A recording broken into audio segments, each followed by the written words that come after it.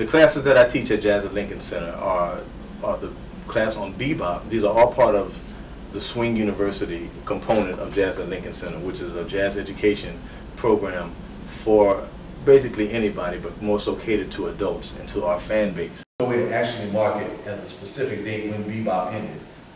But, you know, to me the last bebop records were like Sunny Side Up with Dizzy Gillespie, Sonny Rollins, and Sonny Stitt, 57.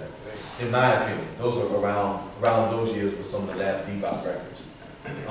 The class I teach there is a class on bebop, which is one curriculum that I came up with myself, and it's an 8-week course which takes us through the different styles of the different components of the music bebop and why it was a distinct movement within the overall larger movement of jazz music, and what are those components that make it distinct.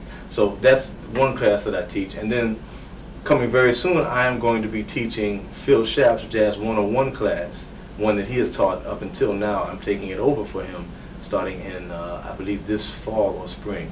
I'm going to take over Jazz 101, which is the introductory course to becoming a jazz expert.